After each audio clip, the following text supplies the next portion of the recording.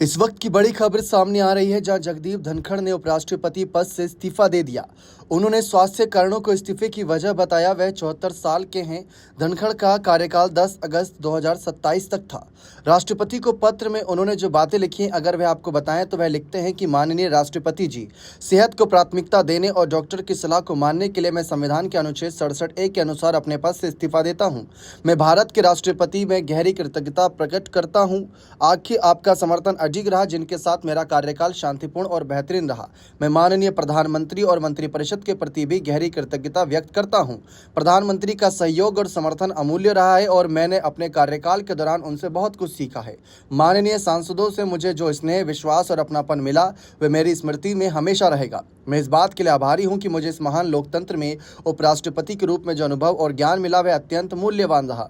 ये मेरे लिए सौभाग्य और संतोष की बात रही कि मैंने भारत के अभूतपूर्व आर्थिक प्रगति और इस परिवर्तनकारी युग में उसके तेज विकास को देखा और उसमें भागीदारी की। हमारे राष्ट्र के इतिहास के इस महत्वपूर्ण दौर में सेवा करना मेरे लिए सच्चे सम्मान की बात रही। आज जब मैं इस सम्मानीय पद को छोड़ रहा हूं, मेरे दिल में भारत की उपलब्धियों और शानदार भविष्य के लिए गर्व और अटूट विश्वास है।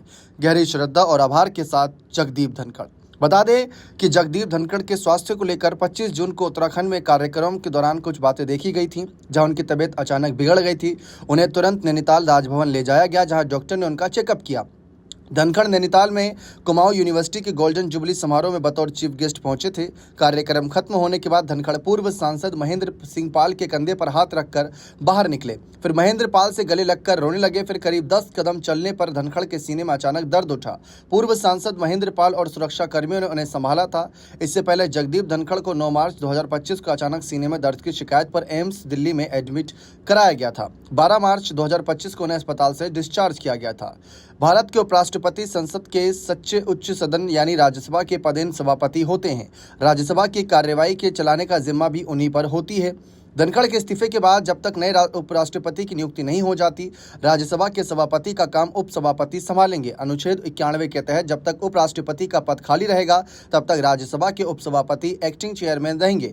अभी राज्यसभा में उपसभापति हरिवंश नारायण सिंह है। हालांकि इनका कार्यकाल भी इसी महीने खत्म होने वाला है। अब जगदीप धनखड़ के अचानक दिए इस इस्तीफे पर कई सवाल हैं, क्योंकि मानसून सत्र की शुरुआत हुई ही थी कि इस बीच इस्तीफे को लेकर जानकारी सामने आई। अब नया उपराष्ट्रपति कौन बनता है, क्या कुछ चयन की प्रक्रिया रहेगी, इस पर आगे जानकारी सामने आएगी। बने रहें चैनल के साथ। बहुत बहुत शुक्रिया।